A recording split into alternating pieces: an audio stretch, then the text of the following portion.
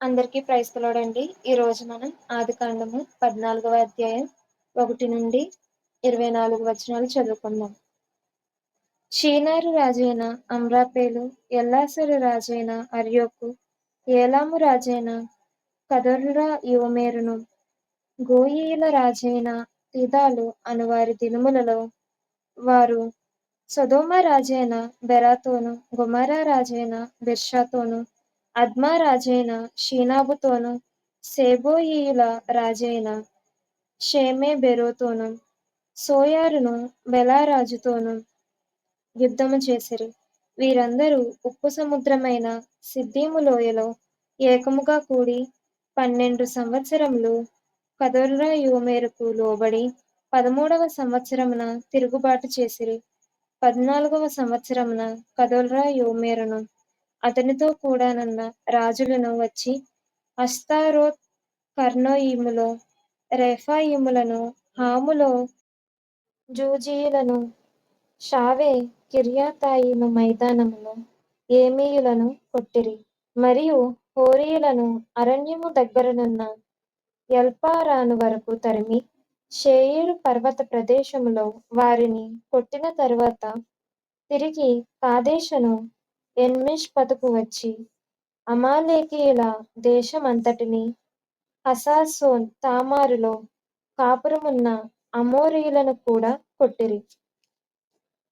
అప్పుడు సొదొమ రాజును, గొమొర్రా రాజును, అద్మా రాజును, సెబోయీము రాజును, సోయరును బెలా రాజును బయలుదేరి సిద్దీము లోయలో వారితో అనగా ఏలాము రాజైన కదొర్లా యోమెరు, గోయీల రాజైన తిదాలు, షీనారు రాజైన అమ్రాపేలు, ఎల్లాసరు రాజైన అర్యోకు అను నలుగురితో ఆ 5గురు రాజులు యుద్ధము చేసిరి. ఆ సిద్దీము లోయలో విస్తారమైన మట్టికీలు గుంటలు ఉండెను.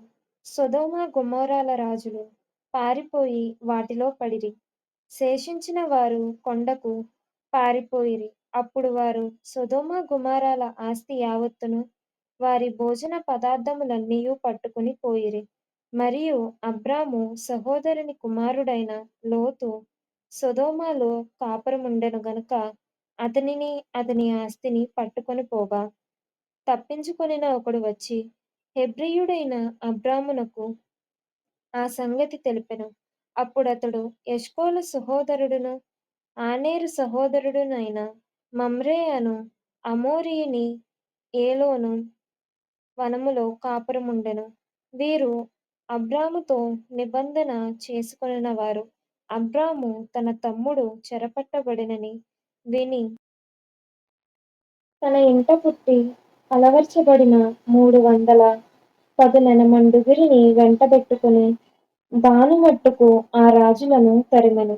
రాత్రివేళ అతడును అతని దాసులును వారికెదురుగా మొనలు తీర్చి వారిని కొట్టి దమస్కునకు ఎడమ తట్టున్న హోబా మట్టుకు తరిమి, ఆస్తి యావత్తు తిరిగి తెచ్చి తన తమ్ముడైన లోతును, అతని ఆస్తిని, స్త్రీలను, ప్రజలను తిరిగి తీసుకొని వచ్చెను. అతడు కదొర్లా యోమెరును అతనితో కూడా నున్న రాజులను ఓడించి తిరిగి వచ్చినప్పుడు సొదొమ రాజు అతనిని ఎదుర్కొంటకు రాజు లోయ అను షావే లోయ మట్టుకు బయలుదేరి వచ్చెను. మరియు షాలేము రాజైన మెల్కీసెదెకు రొట్టెను ద్రాక్షారసమును తీసుకొని వచ్చెను. అతడు సర్వోన్నతుడగు దేవునికి యాజకుడు. అప్పుడతడు అబ్రామును ఆశీర్వదించి, ఆకాశమునకు భూమికిని సృష్టికర్తయను సర్వోన్నతుడునైన దేవుని వలన అబ్రాము ఆశీర్వదింపబడును గాక అనియు, నీ శత్రువులను నీ చేతికప్పగించిన సర్వోన్నతుడగు దేవుడు స్తుతింపబడును గాక అనియు చెప్పెను. అప్పుడతడు అన్నిటిలో ఇతనికి 10వ వంతు ఇచ్చెను. సొదొమ రాజు మనుషులను నాకిచ్చి ఆస్తిని నీవే తీసుకొనుమని అబ్రాముతో చెప్పగా, అబ్రాము నేనే అబ్రామును ధనవంతునిగా చేసితినని నీవు చెప్పకుండునట్లు ఒక నూలు పోగైనను చెప్పుల వారైనను నీ వాటిలో ఏదైనను తీసుకొననని ఆకాశమునకు భూమికిని సృష్టికర్తయును సర్వోన్నతుడును దేవుడనైన యెహోవా ఎదుట నా చెయ్యి ఎత్తి ప్రమాణము చేసి ఉన్నాను. అయితే ఈ పడుచువారు భుజించినది తప్ప నాతో కూడా వచ్చిన ఆనేరు, ఎష్కోలు, మమ్రే అను వారికి ఏ ఏ భాగములు రావలెనో ఆయా భాగములు మాత్రము వారిని తీసుకొననిమ్మని సొదొమ రాజుతో చెప్పెను. దేవుడి వాక్యమును దీవించును గాక. ఆమేన్.